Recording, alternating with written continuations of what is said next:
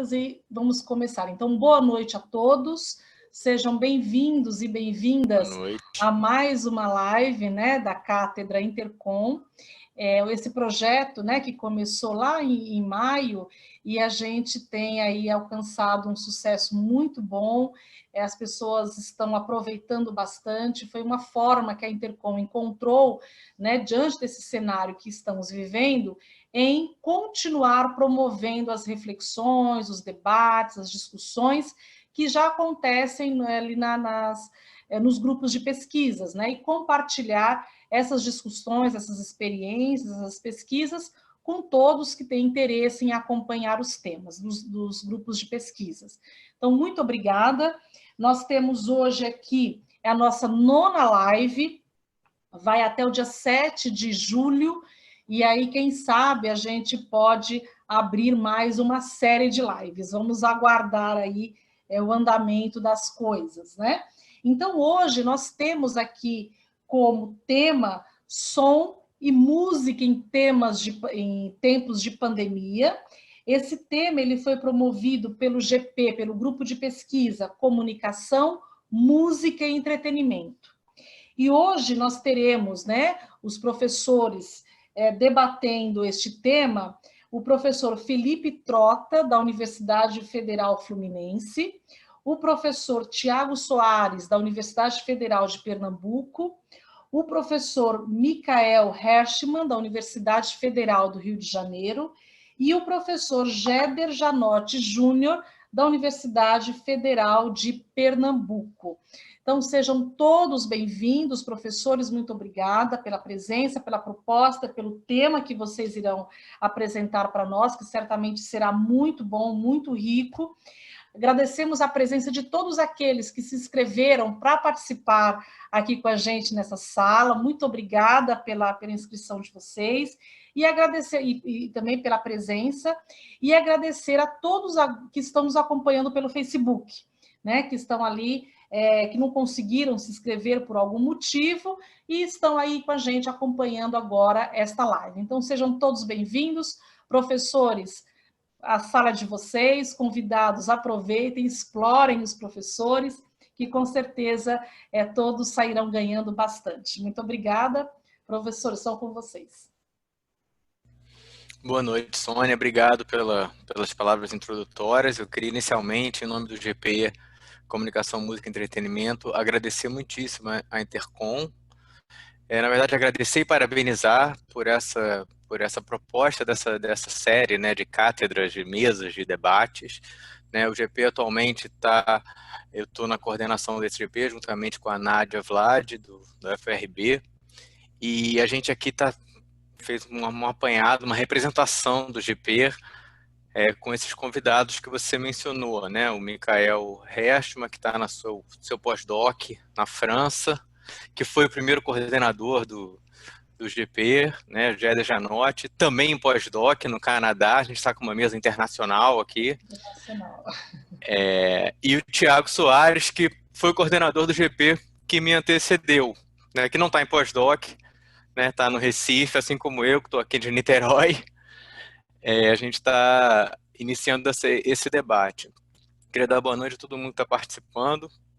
É um tema realmente que nos cativa bastante, que tem mobilizado uma rede ampla de pesquisadores da área de comunicação e além dela, né? E que o título, né, o tema Som e Música em Tempos de Pandemia surgiu a partir do próprio convite da Intercom, né, para os GPs fazerem propostas para participar dessa live, que gerou um debate muito intenso entre alguns de nós, né, na rede, para se a gente fazia alguma proposta, né?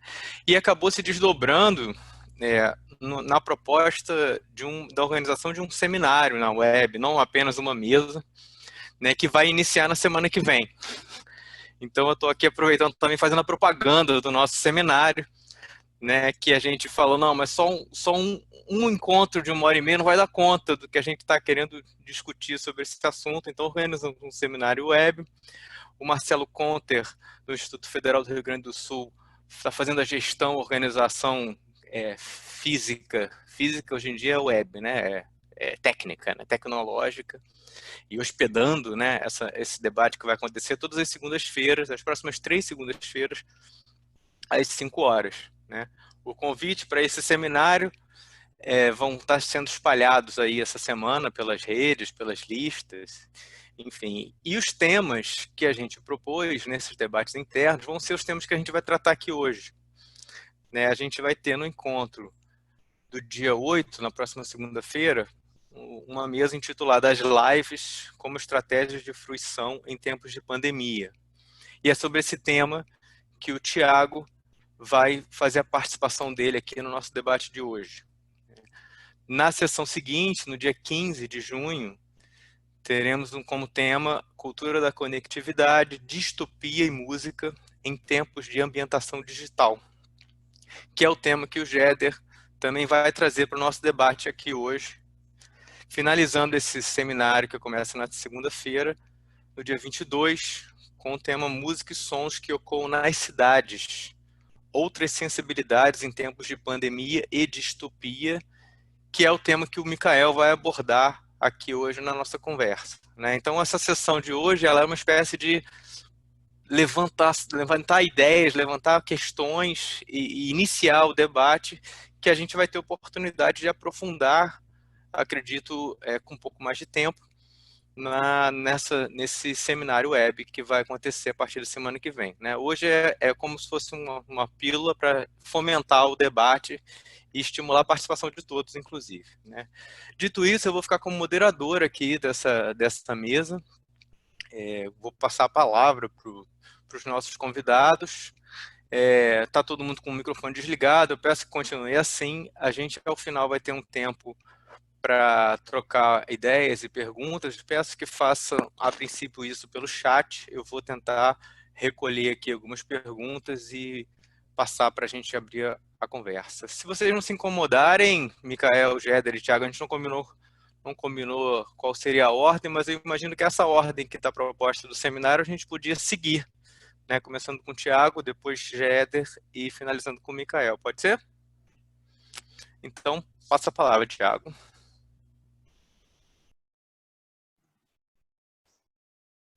Boa noite a todas, boa noite a todos. Obrigado, Trota. Obrigado pela Intercom também, por esse espaço, né? Acho que é um espaço muito importante, nobre, né, para a gente poder debater. Queria dizer que estou muito contente nessa articulação, realmente, do GT, Comunicação, Música e Entretenimento, também, né, assim, para além desse espaço daqui, né? Assim, acho que movimentou uma discussão muito ampla e eu programei minha fala exatamente assim como o Trota tinha comentado, eu vou fazer uma breve explanação de uma conjunto de problemáticas que eu acredito que vão estar presentes nessa mesa, né? Nesse dia que a gente vai debater as lives, né? Então, eu queria primeiro apresentar um pouco a mesa, né, que a gente vai debater na próxima segunda. Ela chama as lives como estratégia de fruição em tempos de pandemia. Vai ser na próxima segunda, dia 8, né, às 17 horas, e vai contar com a professora Adriana Amaral, da Unicinos, comigo, né, com a professora Simone Pereira de Sá, da UF, e com o professor Vitor Pires, da UFAL, Mário Arruda, que é da Federal do Rio Grande do Sul, e Marcelo Conter, né, que está organizando tudo isso, né, que é do Instituto Federal do Rio Grande do Sul. Essa mesa vai ter moderação de Tobias e está dentro, né, de um seminário maior chamado Som e Música em Tempo de Pandemia, um seminário online.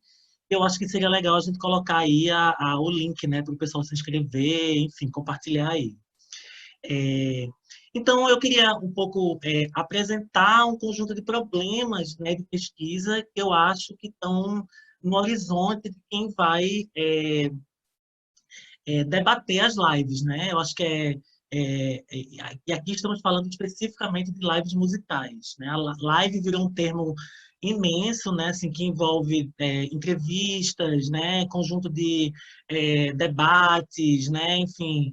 E aí a gente está aqui pensando ela especificamente no campo da música, uma vez que as lives musicais elas apresentam interseções de problemas tanto do campo da música, né, quanto do campo das mídias. Então acho que a live ela me parece um importante dispositivo, né, de interpretação desses dois campos aí em tensão, né, que é o campo da música e o campo das mídias. Portanto, pensar, né, as lives musicais significa debater esses enlaces, né, esses enlaces entre as performances musicais ao vivo, né, e seus inúmeros processos de mediatização. Então, acho que aí a gente tem, estou querendo aqui primeiro abrir um pouco, né, um conjunto de questões que vão estar aí norteando esse nosso debate, né? Dois campos em tensão, o campo da música e o campo das mídias, né? E esses materiais ao vivo em seus processos de mediatização. E aí eu acho que dá para a gente pensar aqui essa zona friccional, né, entre esses dois campos. Então, assim, o que as lives trazem de questões para o campo da música, né? Então, aí eu estou pensando do ponto de vista da performance, né, do planejamento, dos repertórios, né, da própria execução, né, das técnicas musicais, né, que são colocadas. Que roteiros de shows são esses, né? Quer dizer, a gente está vendo aí lives apelando para uma dimensão nostálgica, né? Lives que estão apresentando trabalhos inéditos, né? Então, assim, tem todo um conjunto de estratégias que envolve o próprio campo da música, né? Enfim, essa dimensão da performance, né? Da técnica, da atuação, né? Enfim, dos próprios dispositivos técnicos e materiais que envolvem as lives. E no campo das mídias, né? Enfim, pensando essa tensão aí, né? Entre esses dois campos, pensar as lives também significa pensar as plataformas, né? Os conglomerados de mídia, né? O Spotify, o Instagram, o YouTube, né? Enfim, o conjunto de aparatos tecnológicos que dão aí um conjunto, né? Que envolve ou que ensejam, né? O que disponibilizam essas performances. Então, esses dois campos aí estão sendo tensionados, né? Enfim, quando aparece aí um formato que é esse formato das lives. Então, eu organizei aqui minha fala para ser sucinto, né? Enfim, e bem objetivo, já que a gente tem aqui 15 minutos, eu organizei em três grandes problemas que eu acho que são importantes da gente poder debater. O primeiro são as lives como desdobramento da própria música ao vivo, né? Então, aí eu queria levantar uma série de trabalhos que já pensaram a ideia do ao vivo, né? Enfim, então eu acho que é uma questão. Uma segunda questão é pensar as lives como um estágio da plataformização da música. Então, aí também tem um conjunto de estudos também, que eu vou aqui um pouco detalhar, muito rapidamente, né, que falam sobre a plataformização da música, né, enfim. E um terceiro, né, terceiro ponto, são as lives como formadoras de redes sociotécnicas fortemente ancoradas pela noção de gênero musical. Tá? Então, eu acho que esses três elementos aí, eu acho que eles são dispositivos interpretativos capazes da gente poder pensar, né, enfim, mais adiante, o que é que a gente está aqui pensando com essa mesa, né, que vai contar com vocês com os convidados.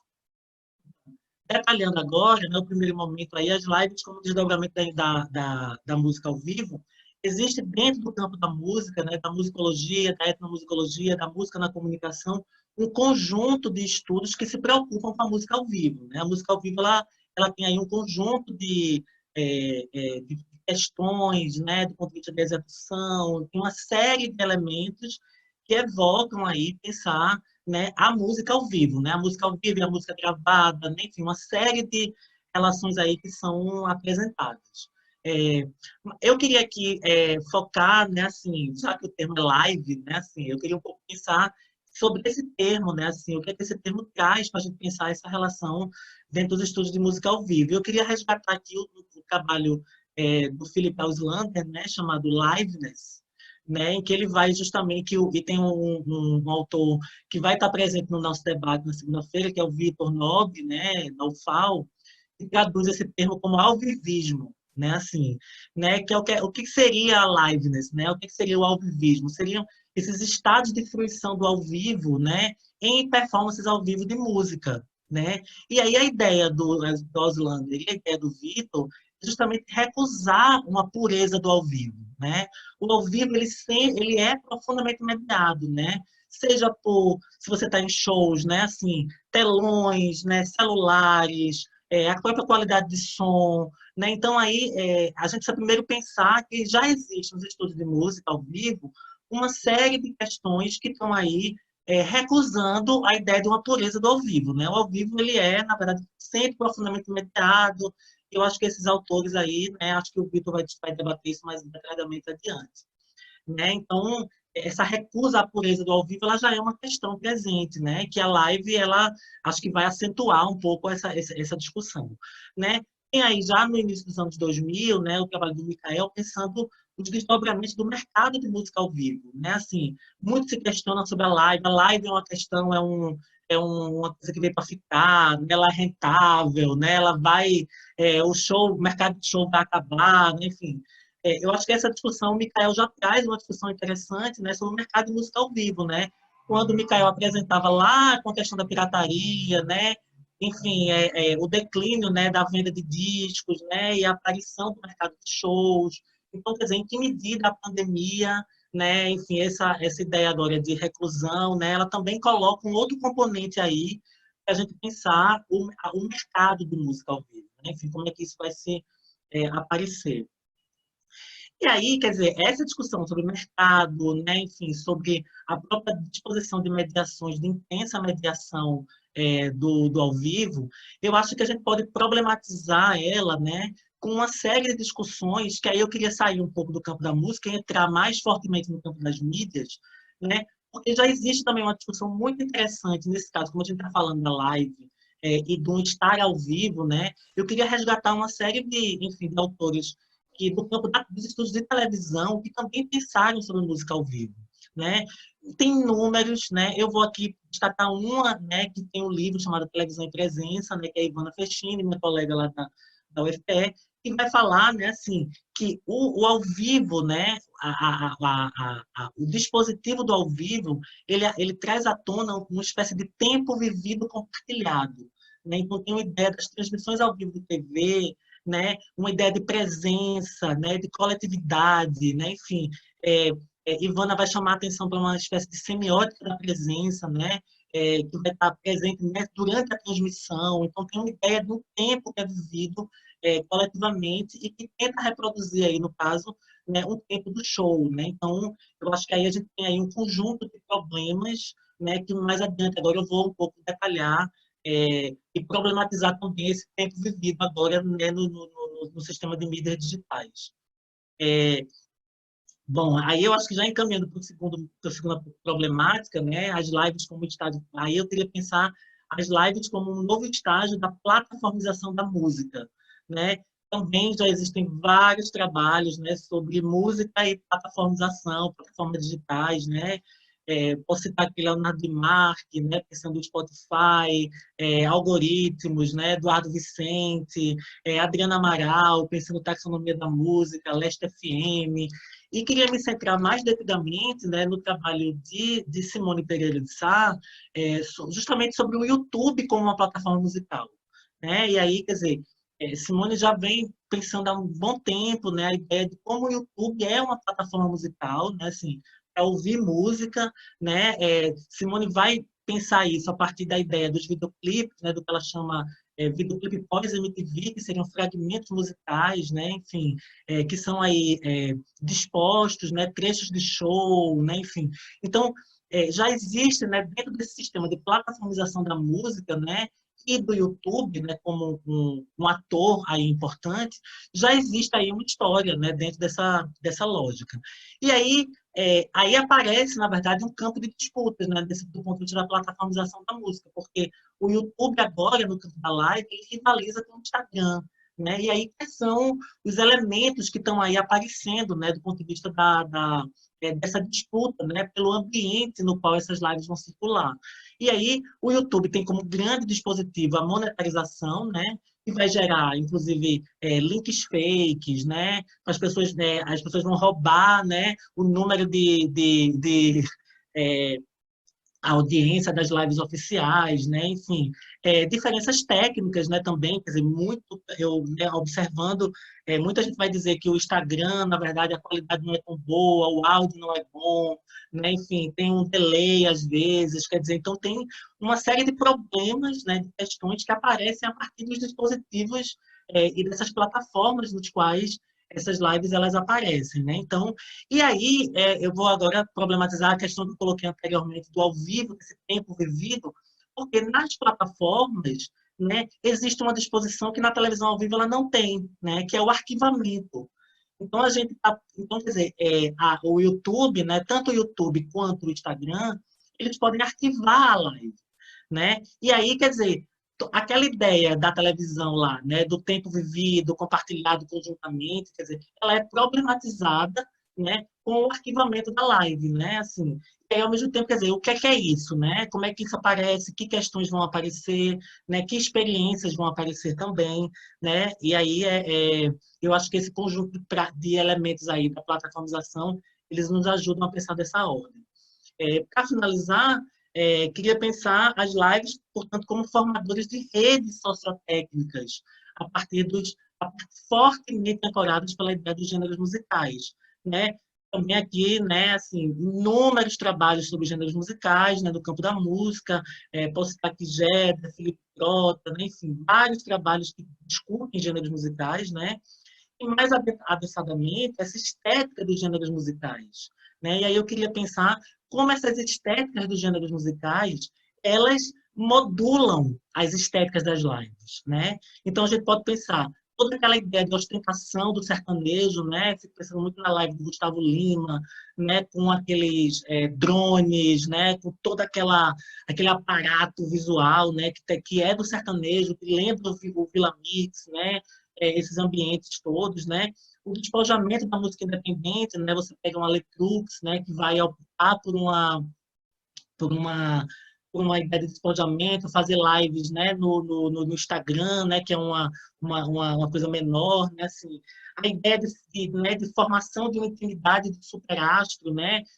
Pensando na live da Ivete Sangalo, né? Que assim fez a live de casa, de pijama, né? Então assim tentando subverter toda aquela ideia de celebrização que está na axé, music, né, na música baiana, e a ideia de ousadia, né, como é da música pop, né, de novidade, como a live da Anitta, né, de fazer uma live totalmente muito particular, né, muito ousada, né, que ela fez com iluminação toda particular e tudo.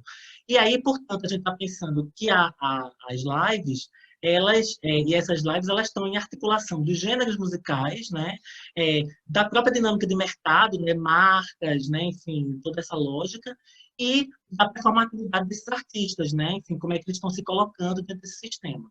E, finalizando, realmente, eu queria só destacar aqui um caso exemplar, né, que é assim, para não ficar somente essa coisa revisionista, né, apresentar um pouco esse debate, eu acho que um bom caso, né, para a gente poder pensar as lives, né, mais adiante, é o caso da Tereza Cristina, né, que é uma sambista, que começou fazendo lives para 300, 400 pessoas no Instagram, né, e aí a gente pode pensar esse uso da plataforma, né, assim, ela começa pelo Instagram, é uma plataforma menor, né, não é monetarizada, né? O presidente Lula aparece, né, na live da Tereza Cristina, vai ter uma série de mediadores que vão aí aparecer, Caetano Veloso, Lula, né, vão aparecer ali na live dela, vão começar a compartilhar, quer dizer, esses mediadores vão começar a formar redes, né? Aí, e a Tereza Cristina consegue o seu primeiro contrato, né, com um grande patrocinador, que é a Antártica, né, e faz a sua live no YouTube. Então, quer dizer, esse percurso, né, entre o Instagram e o YouTube, né, enfim, a aparição, né, de uma grande marca, né, e toda essa dimensão, né, de uma sambista, né, com toda essa lógica, né, da roda de samba, né, enfim, de uma coisa falada, falar, comentar a música, E a ida dela, né, para o YouTube me parece que são sintomáticos dessa potência, né, da live dentro desse sistema de mercado da música, né? É isso. E a gente segue adiante e podemos conversar depois sobre essas questões e outras. Obrigado. Beleza. Obrigado, Thiago. Bom, vamos sem delongas para a fala do Jéder. Oi, Jéder. Oi. Prazer, né? Boa noite. Uma satisfação vê-los virtualmente, né? Dentro daquilo que nos é possível agora, tá? E eu vou tentar seguir a risca o desafio, que na verdade, reiterando o que o Thiago falou, né? Isso aqui é uma introdução, uma abertura, né, para os seminários que irão procurar detalhar, né, esses assuntos, né? E a gente vai tratar lá, a professora Nádia Vlad, da UFRB, e o professor Tobias Queiroz, da UERN, né, Estadual do Rio Grande do Norte, sobre cultura de conectividade, distopia e música em tempos de ambientação digital. Claro que, por exemplo, essas questões da live, elas aparecem também, mas o nosso foco não é nas lives, né? É em toda a ambientação digital, em toda a questão desses novos modos de escuta, tá? E as transformações que tem em relação ao próprio modo de categorizar, né? E de se repensar, né? Alguns marcos dentro desse universo. Eu queria dizer que eu achei muito interessante, né, participar de uma cátedra, né, de som e música em tempos de internet, né? A cátedra é aquela cadeira, né, que dá o nome à catedral, né? Então, estamos aqui todos assentados, né, e incorporamos sem muitas reflexões, inclusive essas nossas cadeirinhas, todos sentados, nossas imagens são muito parecidas umas com as outras, né? Então a gente fica pensando muito aí as transformações da música, mas continuamos um pouco também, dentro do possível, a ocupar os lugares de maneira um tanto tradicional, né? Estou me incluindo, né? Então é uma autocrítica. Bem, então, inclusive a gente pegou também, né, a maioria de nós, pelo menos, toda essa estética que vem desse ecossistema da mídia digital, né, que lá do princípio, né, dos primeiros YouTubers, né, que ainda não tinham sequer a noção da potencialidade de monetização, né, que o YouTube traria no futuro, do assentamento da ideia do YouTuber, mas cá estamos nós, a maioria nos nossos quartos, nos nossos escritórios, com a mesinha, com o computador na frente, tal como se fazia, né, há mais de quase 15 anos atrás. Bem, o que eu queria dizer? Que a gente vai trabalhar lá na nossa discussão com a entrada dessa ideia de um ecossistema de mídia conectada, tá? Ou seja, é um sistema que alimenta e que é alimentado pelas ambientações sociais e culturais, é um sistema de transformações muito rápido, onde, inclusive, aquilo que é emergente se torna, às vezes, hegemônico, né, sem maiores tempos, inclusive para a nossa reflexão, tá?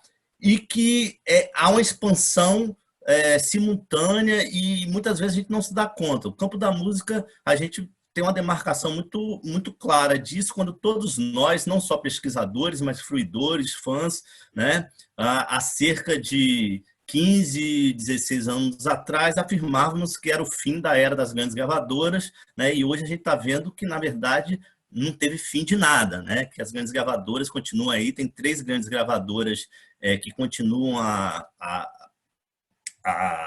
de alguma forma, governar aí o mercado mundial, mas também com essas transformações, né? Com uma série de flancos de aberturas para outras formas de escuta e de audiovisualização da música, né? Então, uma das ideias básicas para nós lá é pensar justamente essa ideia que essa ecologia comunicacional pressupõe uma escuta conexa, né? Ou seja, não que em algum momento a gente só escutava as canções, né? Os álbuns, os sons, mas que parece que está ainda mais acentuado, né, nessa ambientação digital, a ideia de que a gente escuta música conectada a histórias de vida de quem está cantando, a posições políticas, affairs, likes, dislikes, né? Então, eu acho que houve um processo de expansão e de amplificação da narrativização da escuta musical. Tá? Por exemplo, a questão da coerência expressiva, né, que a Beatriz Polivanov e a Simone Pereira de Sá vem trabalhando há algum tempo, né, em relação às redes sociais, ela parece completamente incorporada ao mundo da música antes da pandemia, né, bem antes, inclusive, das lives, mas vão se acentuar ainda mais. Né? Então, a gente tem um esgarçamento, amplificação dos conteúdos musicais. Claro, né, a biografia, por exemplo, se a gente olhar o próprio universo do rock, da MPB, ela sempre foi importante. Né? A venda de livros sobre a trajetória desses artistas sempre foi importante, mas agora a gente vê uma amplificação, uma transformação dessas narrativizações que, para mim, estão presentes no consumo de música, pelo menos desde o advento da música gravada. Tá? E uma coisa que eu acho que é muito importante a gente pensar é uma relação entre o ecossistema, né, da comunicação digital, então essa ambientação mais ampla, né, que num determinado momento foi chamada de cibercultura, né, depois nas discussões posteriores, né, chegando à conclusão que não tinha mais essa clivagem, né, entre uma cultura virtual e uma cultura física, porque tudo de alguma maneira era mediado também, né, por essa ambientação digital. Esse é um marco, mas a gente tem também toda uma relação com os microsistemas, né, ou as ambientações específicas dessas plataformas, desses aplicativos e dos sites de disponibilização e de acesso aos conteúdos musicais. Claro que nesse ambiente mais geral, mais amplo da ambientação, né, é comum não só, né, por exemplo, a complexa interligação entre vários desses principais pontos de acesso ao conteúdo musical, né, como, por exemplo, a universalização dos botões de like e dislike, a universalização das possibilidades de compartilhamento, né? O Twitter, né, que virou também, apesar de ligado a uma plataforma específica, virou também um componente geral, né, desses modos e dessas narrativizações. Mas, por outro lado, a gente também vai trabalhar, vai pensar muito aí nas especificidades das plataformas, dos aplicativos, né, dos canais de acesso aos conteúdos musicais. Pegando carona, por exemplo, um pouco no que o Thiago tinha colocado, né, que eu acho importante, as mesas estão interconectadas, elas têm uma relação. O Instagram não era um lugar propriamente de consumo de live de músicas ao vivo. Né? Ele se transforma justamente durante esse processo. Né? Ele era muito mais um lugar de divulgação, por exemplo, de música ao vivo do que de consumo de música ao vivo. E, claro, me parece, mas eu não vou trabalhar aqui, né? Vou trabalhar lá no dia 15, né? Junto com a Nádia e o Tobias, que, inclusive, as próprias ambientações específicas dessas plataformas, ou desses aplicativos, ou dessas empresas de disponibilização de conteúdo musical, também vão incidir, né, em diferentes tipos de escuta e, consequentemente, né, também diferentes tipos de live que estão ligados a essas ambientações. Eu peguei esse exemplo porque eu acho que a live da Tereza Cristina, né, é um exemplo bastante marcante de como há uma ambientação dessa live, aquilo que é proporcionado pela ambientação do Instagram. Né? Então, ela não é só uma live como qualquer outra, ela tem, inclusive, o sucesso dela, na minha opinião, se deve, em parte, a saber se utilizar das especificidades, né, desse mecanismo. Né? Então, a gente tem aí uma certa centralidade dos dispositivos, né? A gente tem e, ao mesmo tempo, uma flexibilização de conteúdos locais. Eu acho que a grande marca nós não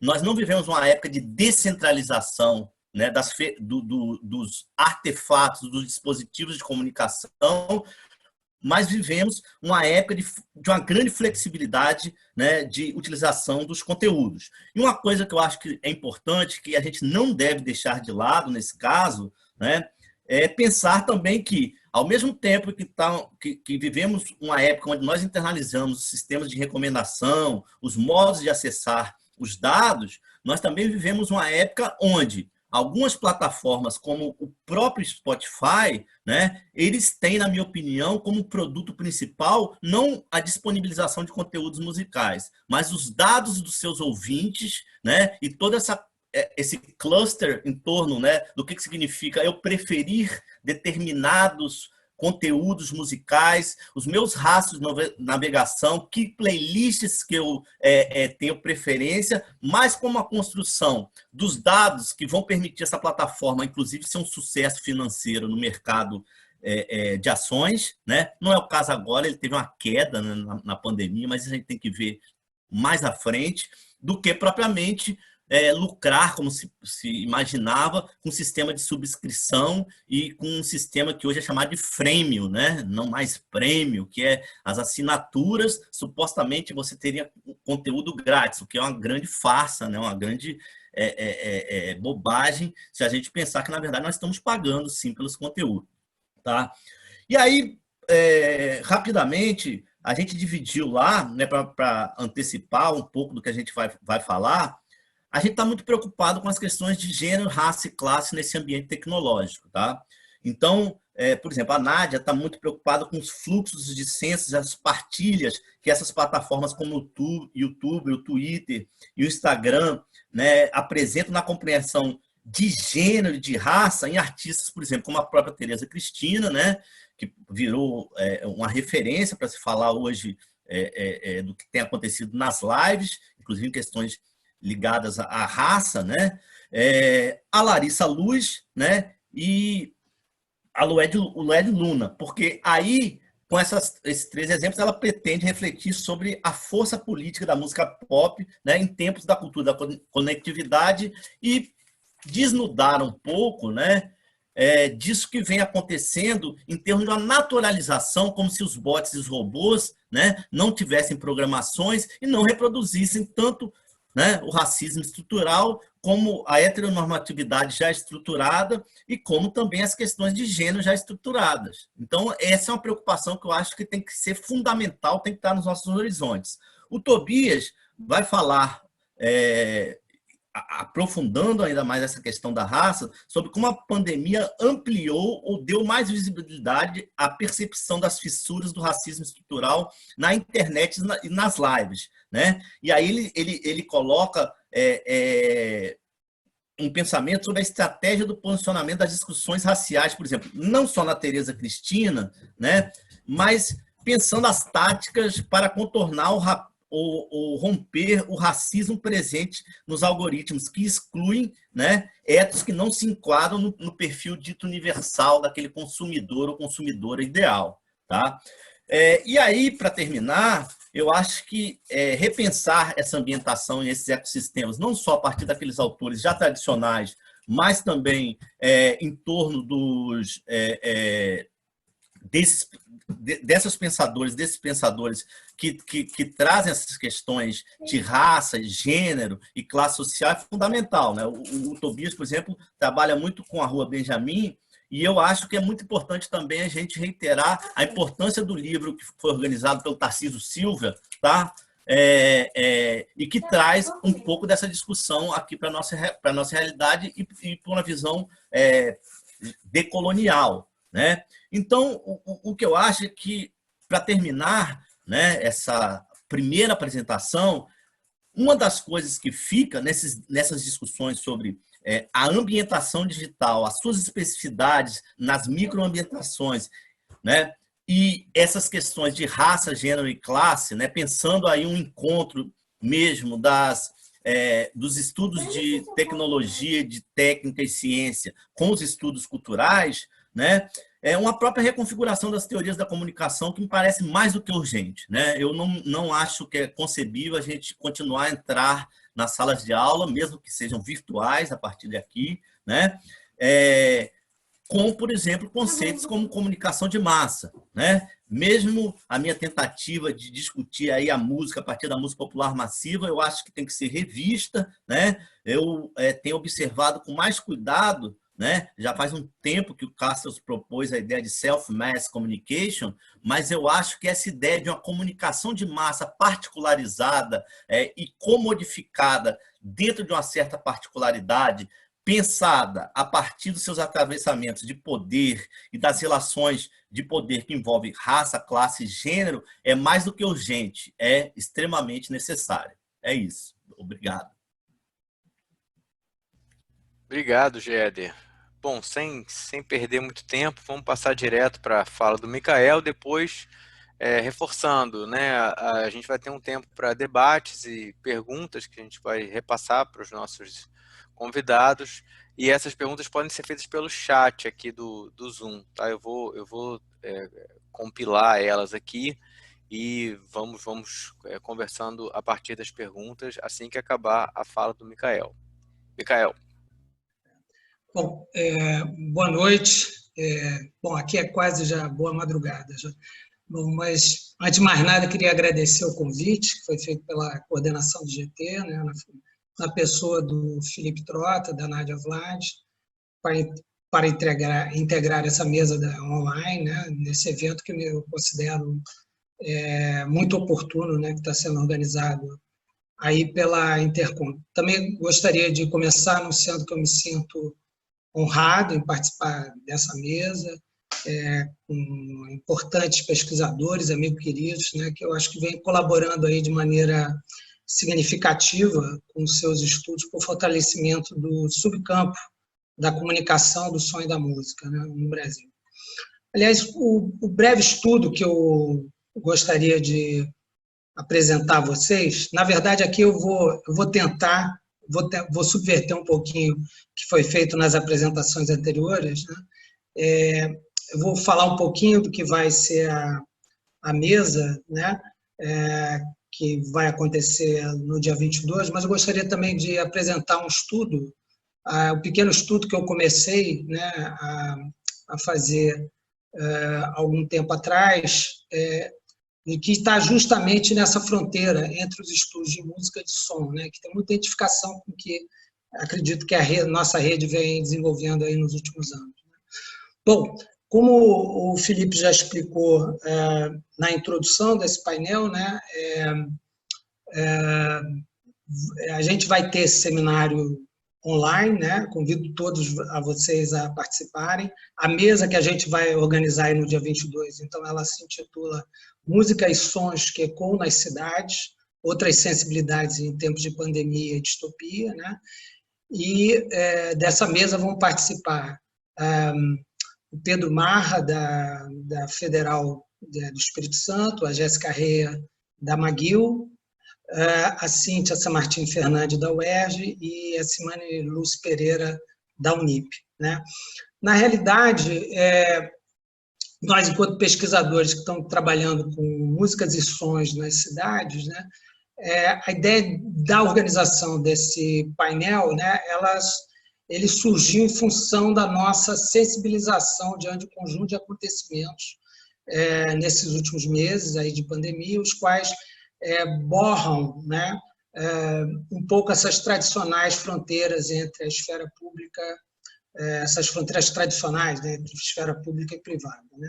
Então, o que a gente tem podido perceber é que, enquanto as ruas das cidades estão um pouco mais vazias e silenciosas, né, ou pelo menos deveriam, né, a gente assiste também, de certa maneira, a presença cada vez mais recorrente de ondas sônicas difusas de diversos tipos, né, as quais ecoam não só convocando a nossa atenção, mas que também vem mobilizando de maneira catártica os atores no território, né, nos territórios. Por exemplo, temos acompanhado vários registros de atores cantando, tocando, dançando, reproduzindo música nos balcões e varandas das urbes, né, do país e do exterior, mas, ao mesmo tempo, no Brasil, né, particularmente por conta de uma crise política, econômica e institucional sem precedente, é possível identificar também a realização de forma bastante recorrente de diversas manifestações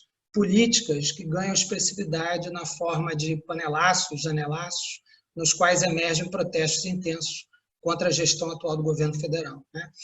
Então, o que a gente tem podido perceber, né, e constatar é que vem se produzindo durante essa pandemia, né, processo então de sensibilização e de construção de relevantes conexões socioculturais e políticas temporárias que se materializam através de manifestações, né, entre aspas, aí, manifestações sonoras presenciais mais distanciadas, as quais constroem processos de reterritorialização urbanos com alguma potência, né? Então, apesar de considerar fascinante, né, o fenômeno da irrupção dos panelaços e dos protestos políticos aí distanciados, de percebê-los como fazendo parte de um extenso fenômeno sonoro urbano de grande capacidade movente, né, e isso vai ser abordado de forma mais detalhada na mesa do dia 22, né? Mas o que eu gostaria daqui em diante nessa minha comunicação com vocês, né, é usar esses minutos agora para tratar especificamente do caso dos atores que vêm se organizando, especialmente aí nos últimos 3 meses, né, nos balcões e varandas e iniciativas de interação musical com os arredores, né? Aliás, antes de começar, né, eu gostaria de apresentar um pequeno vídeo, né, de quase 3 minutos, que vai ilustrar, de alguma forma, essas iniciativas. Deixa eu ver se eu consigo mostrar eles para vocês. Vamos lá.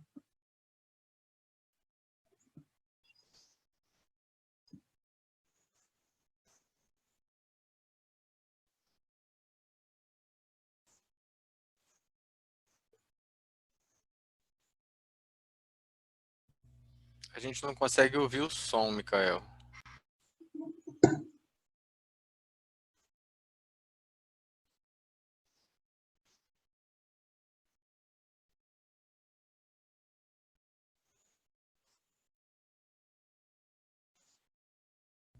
Micael, você está ouvindo a gente?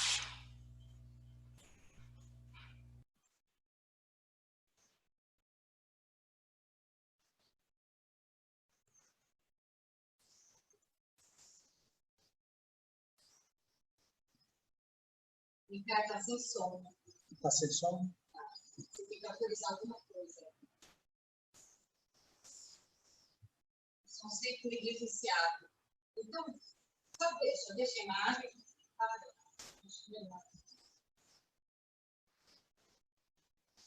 Está sem som? Está sem som. Está sem som, Micael. Eu vou desligar. As pessoas já viram um pouco.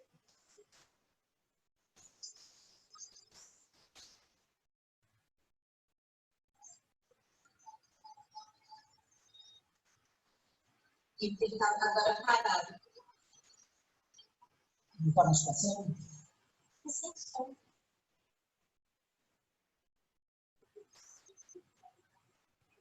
A gente continua ouvindo o som do seu microfone, não do computador. O microfone só.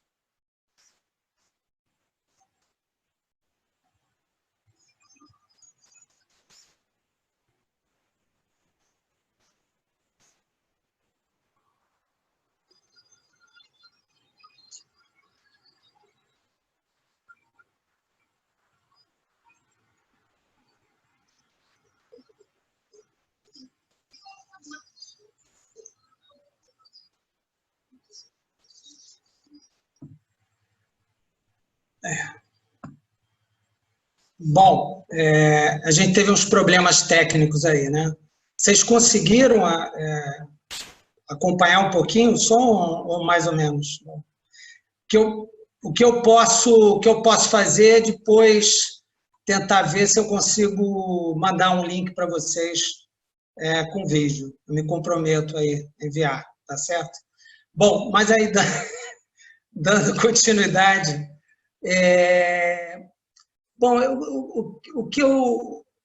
essa questão do isolamento social, né, como principal estratégia aí de enfrentamento da pandemia, né, ela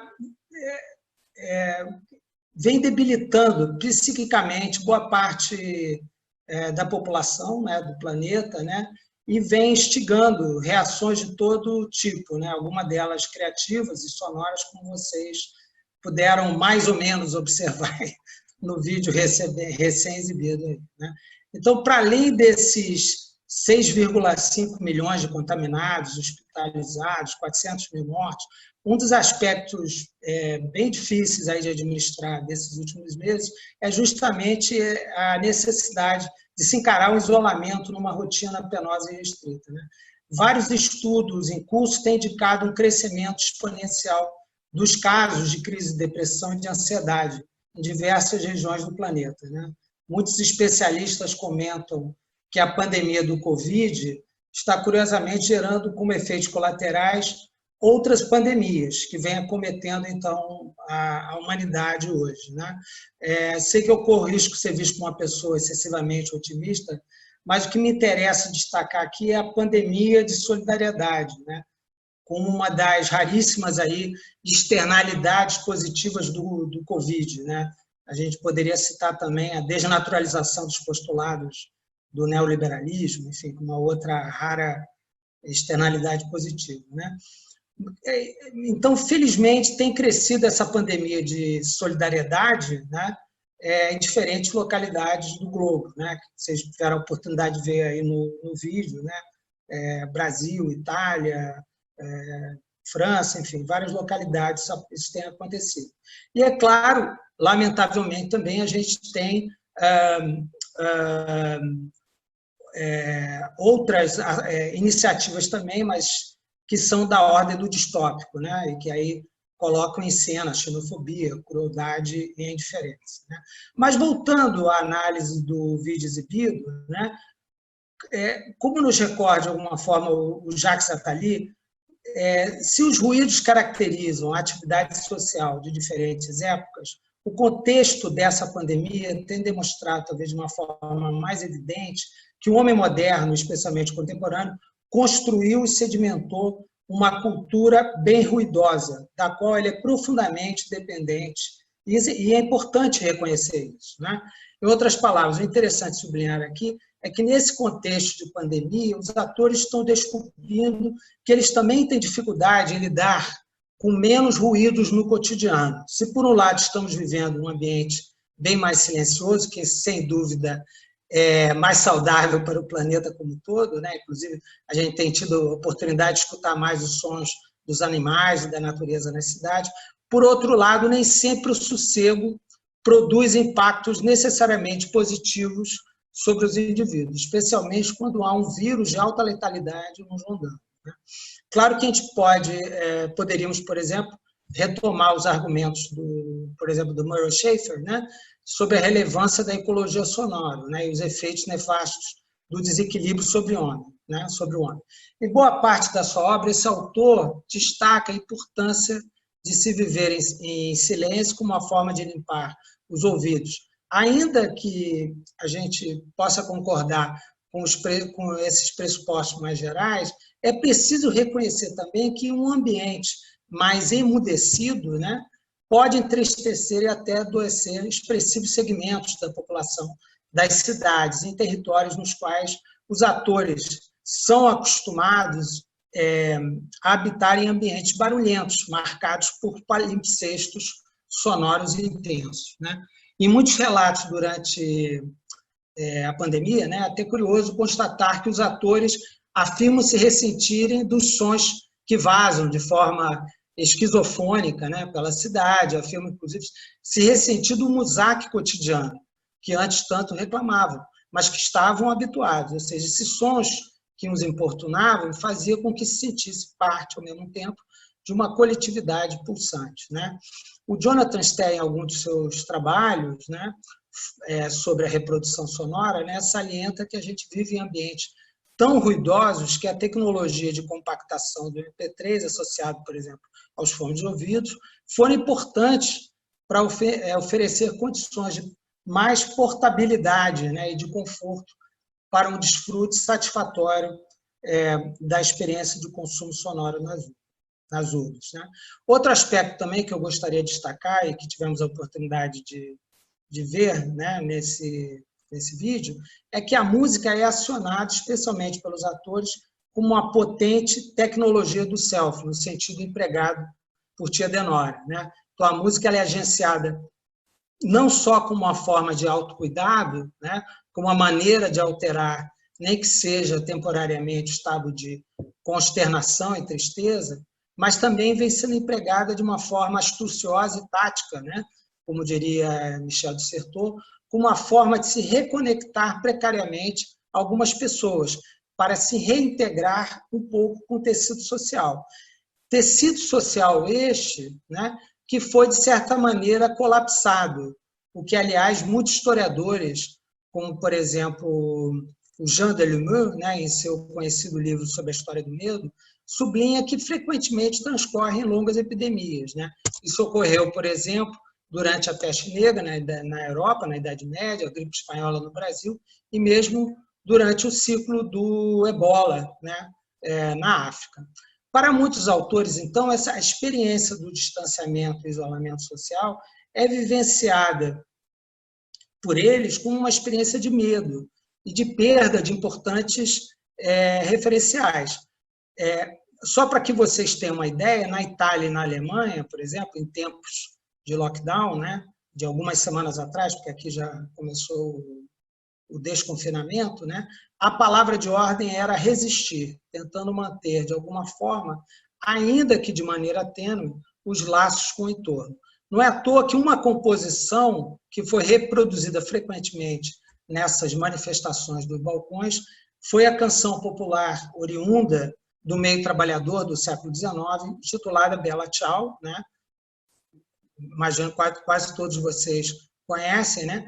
E que, por razões óbvias, virou uma espécie de hino dessa resistência aí com X, né? Dos indivíduos em isolamento, né? Isso ocorreu não só pelo que a música evoca da memória dessas sociedades, aí no caso, mas também porque a música fez muito sucesso aí com a série Casa de Papel, né, que foi veiculada aí no Netflix. Aliás, tem sido possível perceber facilmente que as músicas que ecoam nessas manifestações são, em geral, aquelas que são muito conhecidas pela população local, né? Aciona-se uma espécie de repertório mnemônico básico da coletividade, né? Porque o que, em geral, né, o efeito que se busca produzir, né, e isso também aparece no vídeo, né, é uma dinâmica mais participativa possível, né? Seja tocando algum instrumento, seja cantando junto, ou mesmo dançando com os músicos, né?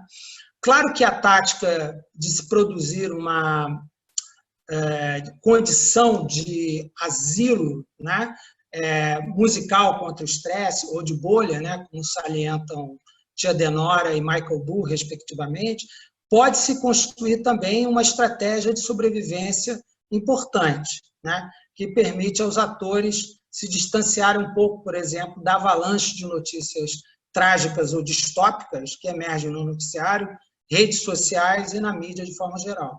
Contudo, a proposta nessas iniciativas vai em outra direção.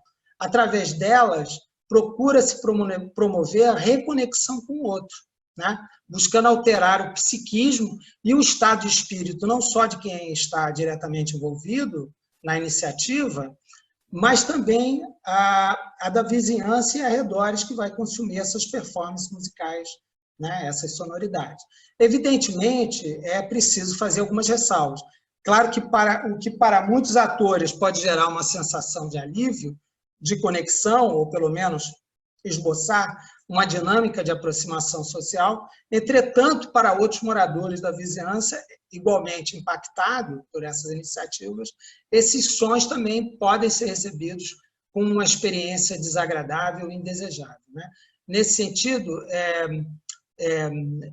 o trabalho da Ana Lídia Domingues Ruiz é interessante, ela nos recorda em um artigo que, tendo em vista as condições urbanas, né, em que a gente vive, marcadas por aglomerações, a intimidade acústica passa a ter um grande valor hoje.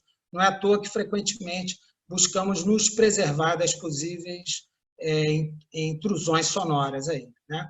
Apesar de reconhecer esses aspectos relevantes assinalados, né, o que eu gostaria de sublinhar, né, não só a questão do prazer da reconexão social, nesse contexto muito peculiar, né, eu reconheço que é um contexto muito peculiar e bastante delicado, mas também a dimensão política dessas iniciativas mobilizadoras. Nesse sentido, Juliane Obit assinala de maneira também bastante, um comentário bastante interessante, contundente, que a música que ecoa nos espaços urbanos, né, seja ela voluntária ou involuntária, né, acaba por promover também políticas do som, pois geram experiências coletivas potentes que podem ganhar múltiplos significados, alguns até com sinais contraditórios, né?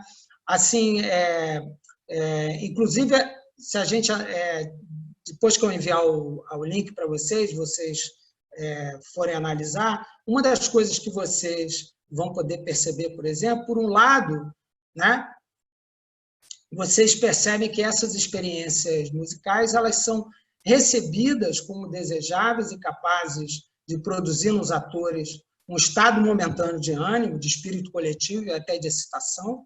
Por outro lado, né, é interessante isso, porque contraditoriamente também podem gerar nostalgia e certa angústia nos envolvidos, pois fazem com que se recordem não só justamente aquilo que está fazendo tanta falta hoje, né, mas também que eles não sabem precisar quando será possível voltar a realizar de maneira presencial, distanciada, essas atividades. Nesse sentido, então, vale a pena ainda fazer alguns comentários sobre o tipo de elan que é produzido pela música presencial, né? A gente poderia pensar em, por exemplo, no Georg Zimmer, né? E que é um autor que sublinha, né, que a vida nas cidades é vivida nas suas rotinas de maneira mais blasé e distanciada, né? Mas, ao mesmo tempo, é importante, quando a gente vai pensar a experiência musical coletiva, né, especialmente dos concertos ao vivo, presenciais, né, os objetivos são outros, né? Valoriza-se outros aspectos que estão relacionados às dinâmicas e consequências das sociabilidades, né? Claro que, por um lado, aprecia-se as performances, as estéticas, a questão da qualidade do som, o ambiente, né, que está associado aquele trabalho, mas, por outro lado, é bastante comum os atores estimarem esses acontecimentos por serem justamente oportunidades de viverem experiências marcadas pela catarse em grupo, né? Caracterizadas pela uma grande proxemia e pelo intenso emprego corporal, isto é, pelo exercício da escuta e canto coletivos, da dança em grupo, né? E de tactibilidade de todos os tipos, né? Para finalizar, então, essa breve intervenção, eu queria apenas comentar um outro aspecto que também vale a pena ser, de alguma forma, destacado aqui, né? E que é justamente a capacidade dos sons e da música em ressignificar os espaços e os imaginários urbanos, né? Nesse sentido, poderíamos pegar, por exemplo, o trabalho muito interessante do Brandon Labelle, né? Eu e a Cíntia Fernandes, modestamente, a gente tem tentado trazer algumas contribuições com as nossas pesquisas, né? E, de forma geral, vários autores de Sound Studies, né, têm procurado, de alguma forma, assinalar, né, em seus estudos e ressaltar o potencial das experiências acústicas, né? A capacidade dessas experiências em conformar os territórios, os sentidos, as percepções e os ritmos do cotidiano urbano. Assim, olhando esse contexto da pandemia, né, a sensação que temos é de que os sons veiculados na grande mídia e nas redes sociais, em geral, atualizam diariamente um imaginário da cidade do medo, na qual o outro representa, né, talvez mais do que nunca, né, um enorme risco no dia a dia. Ao mesmo tempo, a organização dessas iniciativas musicais com as vizinhanças sensibilizam e mobilizam os atores, ressignificando sonoramente, então, os espaços, gerando experiências coletivas lúdicas que constroem territorialidades sônico-musicais, as quais promovem, ainda que precariamente, né, a reintegração de fragmentos, então, do tecido social. Bom, encerro aqui agradecendo a atenção de vocês e lamento aí que o vídeo a gente não conseguiu, então, ter o som do vídeo, mas eu me comprometo a passar o link para vocês, tá certo? Muito obrigado. Obrigado, Micael. Bom, estão abertas as perguntas, como é normal, inclusive em encontros ao vivo, táteis. Começa meio tímido, né? As pessoas ainda não mandaram perguntas. Temos uma única pergunta. Quer dizer, eu tenho várias, mas eu vou esperar para soltar elas depois. O Fernando Gonzalez, que está aparecendo no vídeo aí, um dos poucos que está com a câmera ligada. Ele mandou uma... Eu vou ler aqui a pergunta dele, esperando aí que o pessoal se anime de mandar mais questões. Pergunta, Fernando, mais direcionado para a fala do Thiago, mas acho que atravessa as outras duas também. Como vocês acham que a gente pode pensar a percepção de valor, no caso que ele está falando, valor monetário, no consumo das lives? Ao mesmo tempo que parcelas do público cobram qualidade na transmissão do conteúdo, uma notícia de que a Ana Vitória cobraria por uma live teve péssima recepção. Pensando em contexto de distanciamento social de longo prazo, já que parece que o negócio vai durar, a dinâmica de trocar shows pagos por lives gratuitas se torna inviável para alguns artistas. Tem um pouco a ver, me parece, com a questão da dificuldade financeira dos músicos, né? Sobretudo dos músicos profissionais. Que vocês... Quem quer contribuir com esse debate aí, com essa questão levantada pelo Fernando? Bom, acho que como tocou na live, né, eu vou tentar aqui organizar alguma coisa, né? Eu acho que, assim, bom, para além do exercício especulativo, né, enfim, sobre que se vai colar, se não vai colar, quer dizer, se a live vai persistir, né, enfim. Eu acho que o que a gente pode pensar é que a ideia, né, assim, a gente tem, quer dizer, é possível que haja, quer dizer, monetarização, né, quer dizer, a monetarização, ela é um elemento, assim, ela é uma questão, né, o YouTube, ele me parece, a plataforma que agrega, né, que, enfim, que tem todos os elementos ali, né, para monetarizar. E aí eu acho que, assim, o que a gente está vendo, por exemplo, agora no circuito de festas também, né, que eu acho que é uma coisa menor do que os shows, né, a gente está vendo, assim, lives de festas, né, assim, que está acontecendo, né, assim, as pessoas estão pagando para terem festas distanciadas, né, então, assim, e aí, pelo menos aqui em Recife, eu acredito que em vários outros lugares também, acho que isso está acontecendo, assim. Quer dizer, eu acho que o que está se colocando em questão quer dizer, estamos na emergência de um formato, né? E como uma emergência de um formato, quer dizer, a consagração dele depende de uma série de aparatos de experiência, né, desse formato. Então, o que me parece tensivo aí para Ana Vitória, né, assim, ou para esse público da Ana Vitória, né, para esse tipo de especificidade, né, quer dizer, pode encontrar, né, enfim, em outro gênero musical, né, enfim, eu vejo muito, por exemplo, eu vejo nas lives de sertanejo, né, assim, ou nas lives de música eletrônica com DJs, né, por exemplo, que os DJs ficam discotecando, né, e fica aparecendo pessoas na live, né, assim, já existe todo um mercado, né, enfim, das pessoas, assim, comprarem petiscos, né, flertes, né, pelo próprio dispositivo, né, então, me parece que gênero musical aí é um articulador dessas sociabilidades, né, porque me parece que quer dizer, você tem uma dimensão presencial, né, em alguns que reforçam isso, né, em outros não. Então, quer dizer, eu acho que por isso que a ideia de gênero musical ela é tão rica, né, para poder entender essa dimensão, né? Assim, mas eu acho que a gente pode pensar aqui como exercícios especulativos.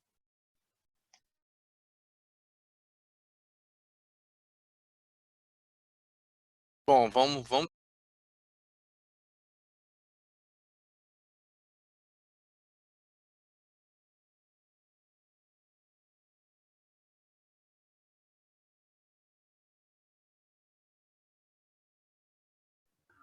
Felipe, seu microfone está mudo. Pronto, já foi. Tem uma pergunta do Léo Demarque. Oi, Léo. Não sei se ele está com câmera, enfim.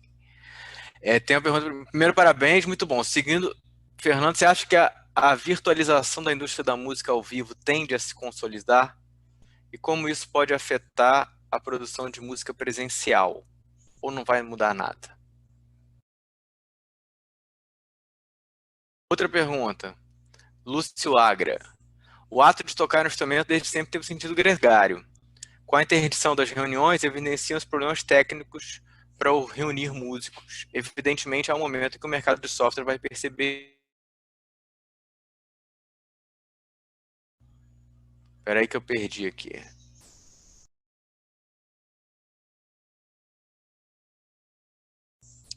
Me interessa pensar como se há de modificar a própria relação do músico nesse contexto. Obviamente, é uma especulação que, como músico, sinto me afetar diretamente. Alguém quer comentar?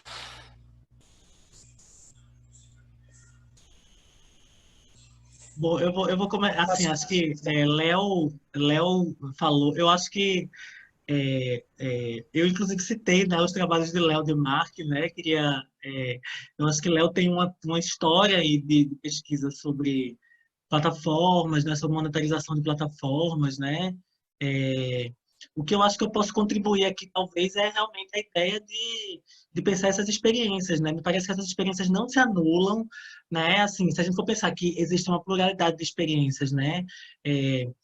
Nas lives, né? Na presença, né? Enfim, diferentes estados de presença, me parece que isso é um indicativo. Mas eu acho que, Léo, você é uma pessoa mais indicada para poder pensar essa centralidade, né? da monetarização.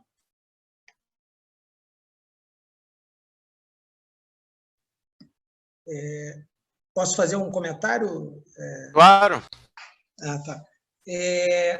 Não, aqui na Europa, né, acho que tem uma pergunta que é um pouco como é que fica a questão da música ao vivo num cenário pós-pandemia, né? Como a gente está aqui algumas semanas na frente do que está acontecendo no Brasil e outras partes do mundo, né?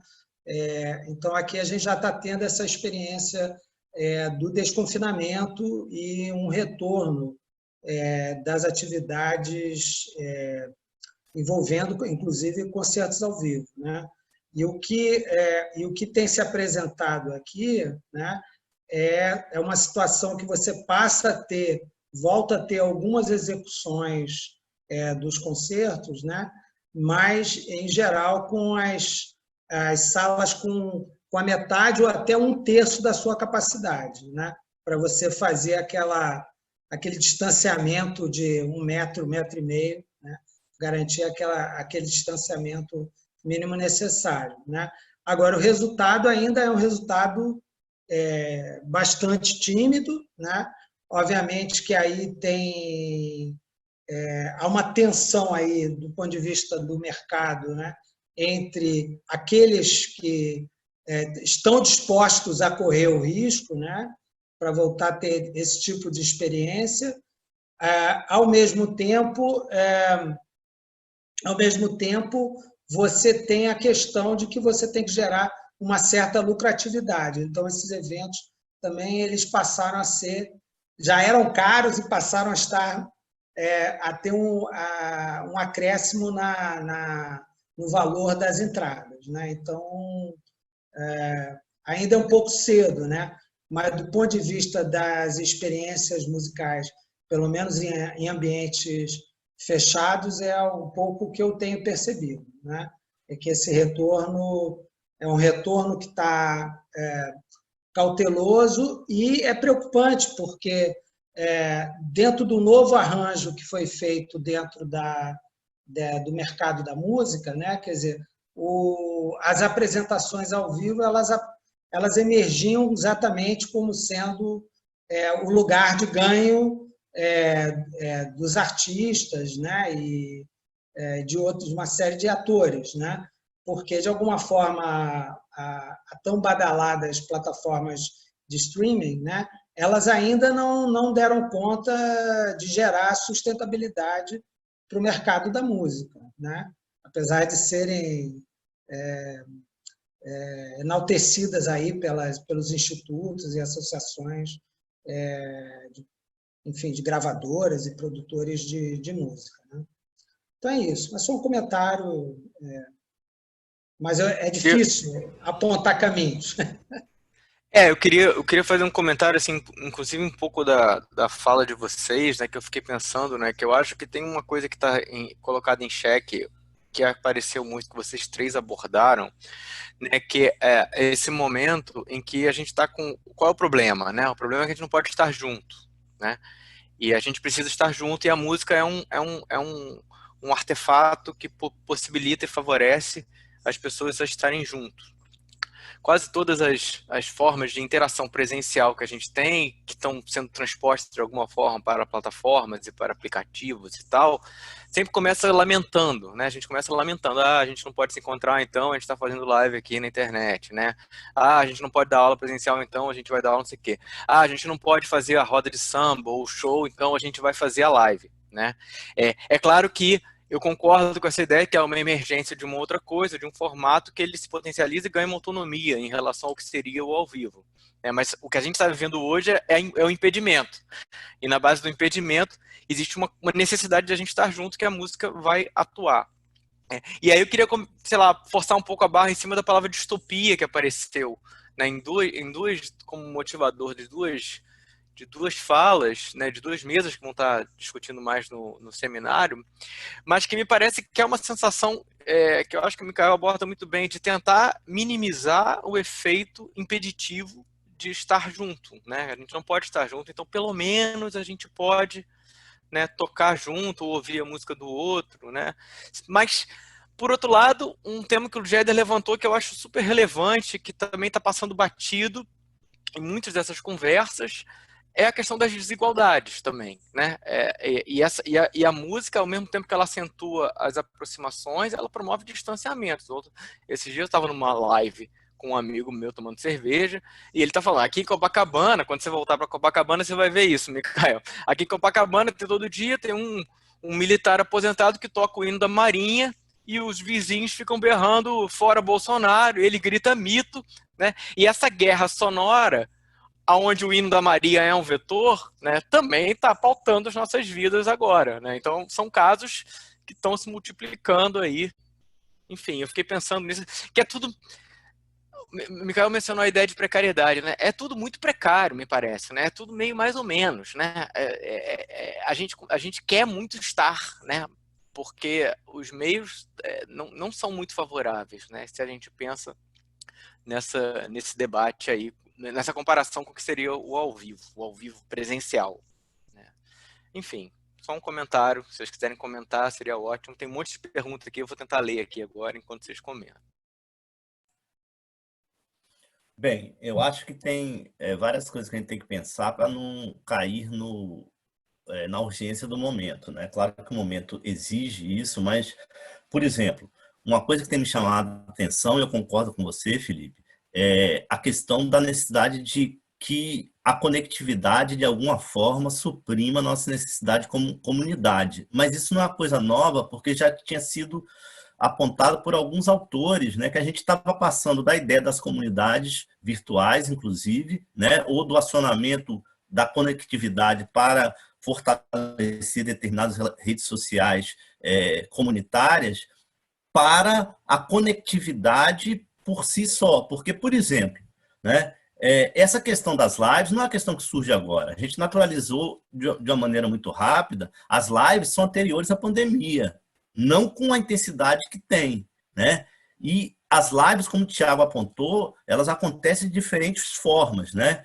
Eu, por exemplo, fiquei muito surpreso quando eu vi nas minhas redes, né, todo mundo chamando logo no início para ver os shows no canal do Radiohead. E aí, quando você chegava, na verdade, eram shows pré-gravados, eram materiais de arquivo que eles tinham. E aí que eu comecei a entender que, na verdade, aquele show funcionava para as pessoas estarem conectadas. Então, as pessoas colocavam o show lá e era muito mais importante elas estarem comentando, no sentido de estar junto, né? Que era mais importante. Possivelmente, talvez, alguns daqueles shows, se eu tivesse futucado bem, eu teria achado aí nos arquivos da internet. Mas era mais importante aí o agendamento da ideia de que aconteceu o show naquele dia, naquele horário, e as pessoas estarem ali trocando informações, muitas vezes até pelo próprio WhatsApp, né? ou por outros canais, que é uma tentativa de suprir essa ideia de estar junto. Tá? Eu acho assim, nem tudo é tão precário, né? Porque a gente viu, inclusive, poéticas muito diferentes emergirem aí, né? Eu acho que, por exemplo, alguns nichos, né, o caso do sertanejo brasileiro mostra bem, evidencia bem isso. Eles se adaptaram muito rápido à capacidade de monetarização, inclusive com aquelas com as rasuras que aconteceram, por exemplo, quando a Globo pensou que podia colocar comercial no meio de uma transmissão do YouTube, né? E na verdade o YouTube colocou que a prerrogativa do comercial era dele, não tinha essa de que aí, rapidamente, também não foi um grande problema. Aí começou o merchandising, né? O merchandising, que já era uma prática também. Esse cuidado que eu acho que a gente tem que ter, né? Para a gente ver o que de fato é emergente, o que de fato é novidade e o que é reconfiguração de algumas potencialidades que já estavam lá. Então, é isso que chama a atenção. Agora, só para falar da questão da distopia, né? O que me chama agora, me chama não só atenção, mas que eu tenho como perspectiva é o seguinte: a gente naturalizou de uma maneira rápida, por isso que eu toquei nas teorias da comunicação, muito essa ideia de que os bots, os sistemas de recomendação, né, os robôs, né, eles tinham lá questões de poderio econômico. Mas a gente esqueceu que eles são um sistema de recomendação e dependendo de qual deles, por exemplo, da Amazon, né, tem uma influência muito grande de curadores humanos, né, eles também reproduzem boa parte das questões estruturadas de raça, das questões estruturadas de sexo, né, inclusive trabalhando com ideias de consumidor ideal, que a gente também já sabia qual era esse consumidor ideal. A grande diferença agora, e que chama muita atenção, é essa possibilidade, né, de endereçamentos muito mais individualizados, de perfis, né, a partir, inclusive, do sistema de recomendação de música, não estou falando só de target, né, e que muitas vezes inviabilizam, na minha opinião, as questões de raça, ou reproduzem, por exemplo, um racismo estrutural, questões estruturais da nossa heteronormatividade como questões de poder aí.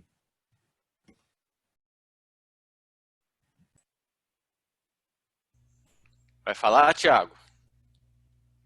Você fez um gesto assim que ia falar? Acho que o Géder tocou num ponto aqui que tem uma pergunta que me parece, Gabriel, que é sobre a longevidade dessas lives armazenadas, né? Sobre a visibilidade dessas lives armazenadas que o Thiago apontou, né? O que você acha, a pergunta é essa, o que você acha sobre a visibilidade dessas lives depois que elas ficam armazenadas? Nossa, eu estava vendo aqui a pergunta, achei maravilhosa essa pergunta, porque eu acho que os dispositivos, as plataformas, né, assim, cada um a seu modo, elas têm formas de reagenciar, né, esses conteúdos. Eu costumo exibir, né, muito material em vídeo nas aulas, né, e costumo sempre me ater, né, aos comentários. Eu amo ficar vendo comentário, né, embora seja uma loucura, assim, uma bizarrice, né, mas sempre no comentário o comentário ele traz à tona uma temporalidade, né? Isso eu acho muito interessante, assim, a despeito do conteúdo, né? Assim, mas é, porque o comentário ele traz assim, né? Muitas vezes o comentário é assim: alguém em 2020 está ouvindo essa música, né? Alguém em 2019 está passando por isso, né? Enfim.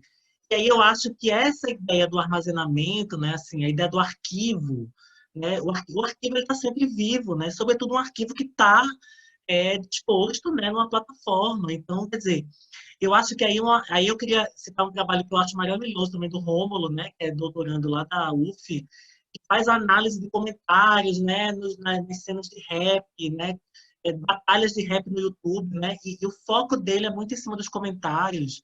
E isso me chamou muita atenção para os comentários, como esse espaço de atualização das disposições. Então, acho muito interessante. Eu vi essa matéria também que você menciona, Gabriel, falando sobre assim, aquele conteúdo desse perder, né? Assim, isso me parece uma visão apressada da mídia, né? Para dizer que, olha, isso não vai, né? Isso não, isso está arquivado, isso vai ser atualizado, isso vai reaparecer, né? Você vai ter novas formas de aparição daquilo ali. Isso me parece muito interessante como problema de pesquisa mesmo, como e como um problema da temporalidade, né? O tempo agindo, né? E reatualizando esse debate.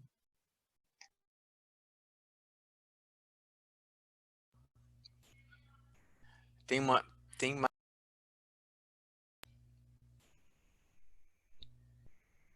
Novi. Calma, agora sim.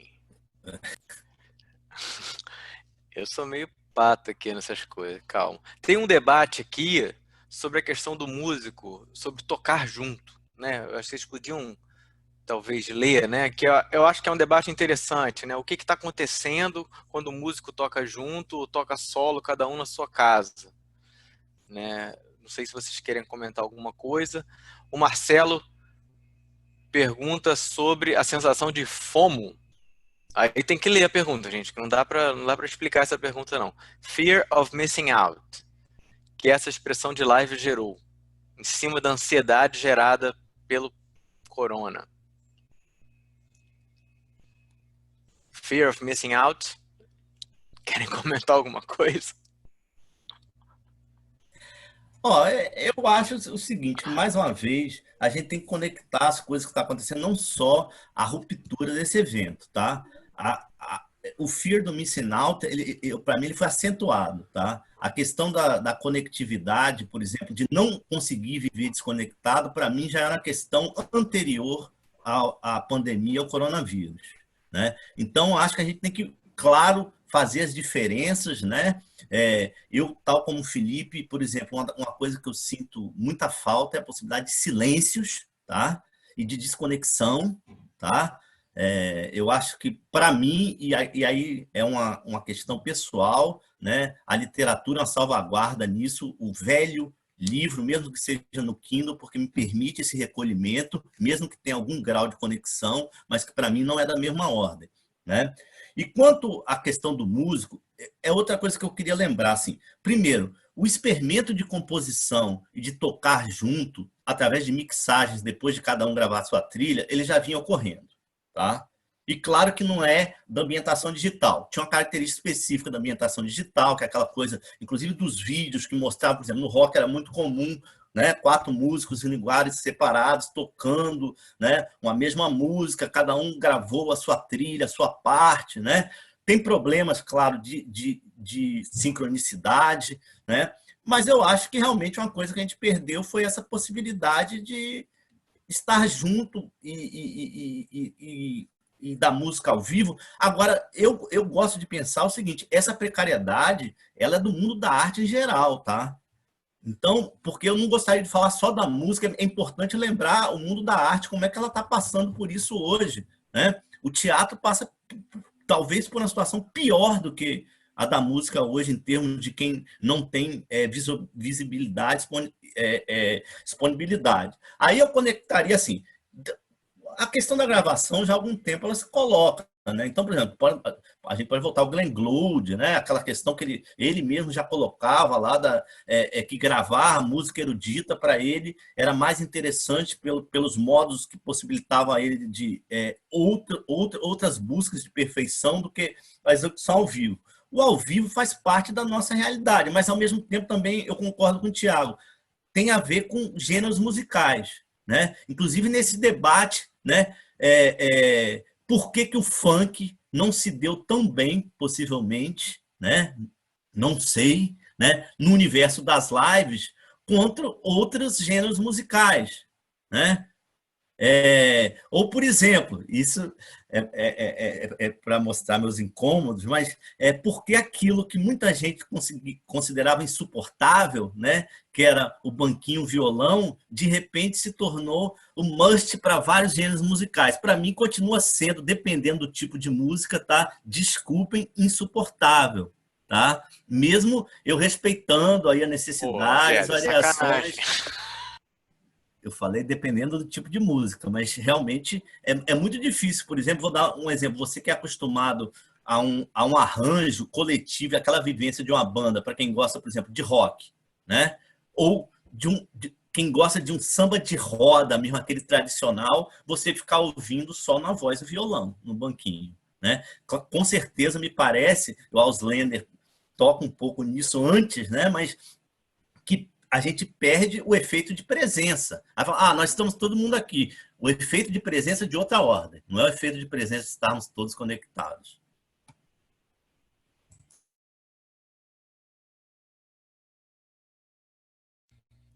Os comentários agora deixaram de ser perguntas, estão falando ótima live, está tudo lindo, maravilhoso.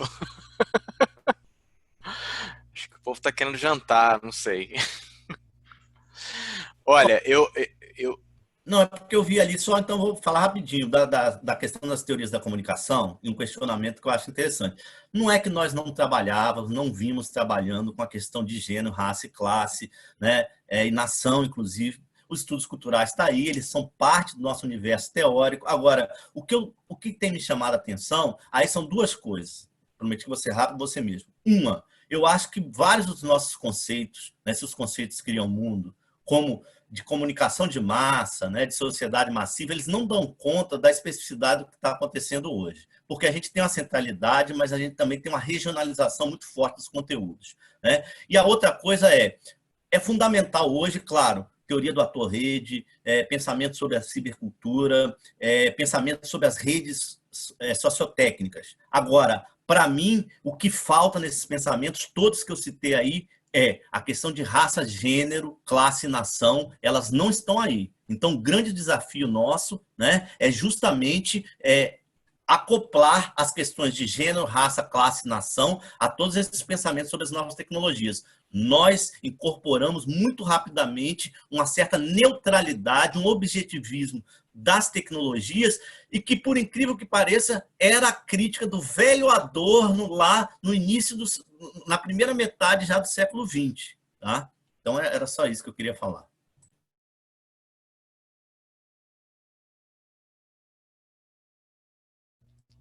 A gente está chegando ao final do nosso horário, né? Sônia já está ali entrando, mas eu queria só um pequeno comentário aqui. Tinha uma pergunta aqui da Belisa que me parece que alguém poderia comentar alguma coisa.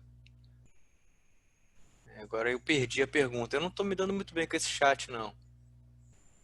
Alguém consegue recuperar aí essa pergunta?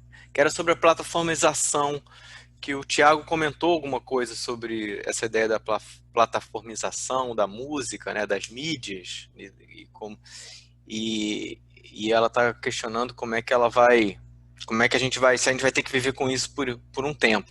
Tem que se acostumar com esse efeito de presença possível.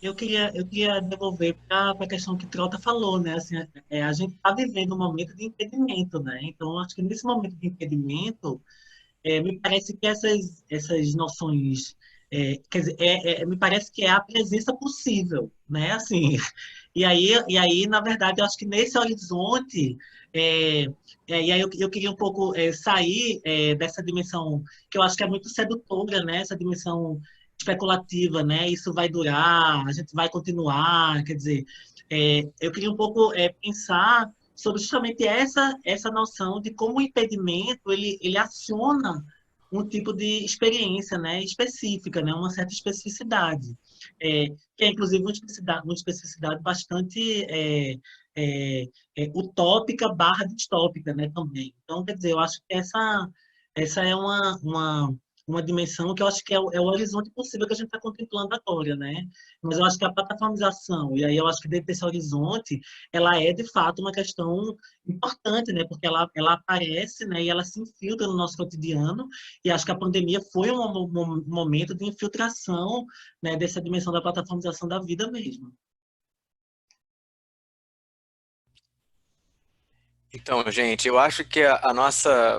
Quando a gente começou a discutir esse assunto, som e música, e pandemia, né, internamente no GP, a gente teve a sensação de que 1h30 ia ser pouco. Né? Eu acho que a gente está aqui confirmando que realmente tem muitos desdobramentos esse debate, e por isso eu quero deixar o convite aqui a todo mundo que acompanhou para se inscrever. Já andou rolando aí, já está ali de novo no chat o formulário para inscrição no seminário, que vai rolar nas próximas 3 segundas-feiras, aí com foco um pouquinho temático, um pouquinho mais estrito, que eu acho que pode permitir uma discussão em mais profundidade, né? Na segunda-feira, às 5 da tarde, começa o nosso seminário. Então, eu queria agradecer muitíssimo a Micael, Géder e Thiago, que eu acho que levantaram, acho que a proposta de hoje era exatamente essa, levantar um conjunto de temas e problemas com os quais a gente tem enfrentado e debatido, e estimular a gente a aprofundar esse debate durante o seminário. Mais uma vez, agradeço a Intercom, a oportunidade e a ideia, né? A ideia dando aí um parabéns pela organização dessas cátedras, né, tão sérias, como o Géder apontou, mas que são espaços de interação e de debate que são super importantes nesse momento. É isso, acho que acabamos por aqui, né? Beijo para todo mundo, tá? Beijo para todo mundo. Faltou uma mulher aí, mas tem várias nas lives, tá? Nós vacilamos, mas vamos corrigir o erro nas outras. Então, acho que eu posso fazer o encerramento, né, dessa live tão badalada, né, tão comentada. A gente fica aqui nos bastidores e teve uma participação muito boa do começo até o final, uma interação muito bacana. Então, parabéns aos professores, ao Felipe Trota, ao Thiago Soares, ao Géder Janotti. Então, todos conduziram muito bem, né? E ao professor Fernando. Não, e ao professor, e ao Micael, né? Que eu não falei. Desculpa, acho que preciso de uma água. Vou pegar uma água rapidinho.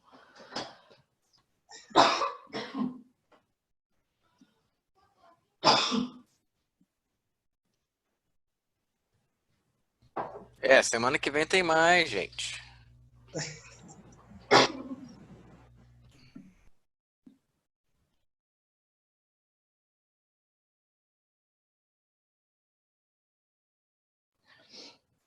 Mas acontece ao vivo. Então, agradeço a todos os professores que brilhantemente, né, apresentaram o tema, falaram sobre o tema, cativaram o público presente na sala e o público no Facebook. E quero avisar a todos aqui, mais uma vez, né, os que participaram aqui da sala, que vocês participando de 75% das lives, né, ou seja, 14, né, pelo menos 14, no total de 19, vocês terão certificados emitidos pela Intercom. Esses certificados, eles serão emitidos após a última live, que será no dia 7 de julho, né, a última live. E no dia 4 de junho, quinta-feira próxima, nós teremos a live, o Rádio na Crise da Covid-19. Esse GP, essa live, ela foi proposta pelo GP, Grupo de Pesquisa Rádio e Mídia Sonora, que vai ser uma outra mesa redonda, né? Assim como a de hoje, nós teremos mais uma mesa redonda e ela será, ela contará com a presença da professora Valci Zucoloto, da Universidade Federal de Santa Catarina, o Luiz Arthur Ferrareto, da Universidade Federal do Rio Grande do Sul, o Fernando Morgado, da Faixa, e a mediação do professor Marcelo Kinchivesky, eu acho que é esse o sobrenome dele, me perdoe se eu pronunciei errado, da Universidade Federal do Rio de Janeiro. A professora Débora Cristina Lopes, da UFOP, também será mediadora. Quem quiser já pode entrar no site da Intercom, já pode fazer a inscrição. Aliás, já tem pessoas fazendo inscrições para as lives até o mês de julho, porque já estão todas as inscrições abertas. Infelizmente, né, na sala podem participar até 100 pessoas e podem acompanhar, quem não conseguir, podem acompanhar pelo Facebook. Lembrando que todo esse material, né, todas essas lives, elas estão transmitidas ao vivo, lógico, mas são gravadas e depois todo esse material fica disponível lá no site da Intercom. Quem quiser rever as lives anteriores, inclusive esta de hoje, é só ir lá no site, acho que de hoje vai estar disponível amanhã, né? Geralmente demora um dia e meio para ela ficar disponível. Aí é só ir lá, na Intercom, tem uma janela lives, tem uma janela Cátedra Intercom, acessa, você tem todo o conteúdo registrado para rever, né? Para relembrar e para acompanhar aí. Lembrando que as universidades, muitas universidades têm entrado em contato conosco, professores, usando as lives, né, indicando os alunos para assistirem às lives, até como um material de aproveitamento de crédito, de certificados, né, de horas complementares. Então, fiquem à vontade, é um material aí que está disponível para vocês e para fazer um bom uso mesmo desse material. Então, mais uma vez, obrigada pela presença de todos, dos professores e de todos que estiveram aqui presentes conosco e também no Facebook, e a gente espera revê-los todos na quinta-feira. Muito obrigada, professores, e obrigada a todos os presentes. Tchau.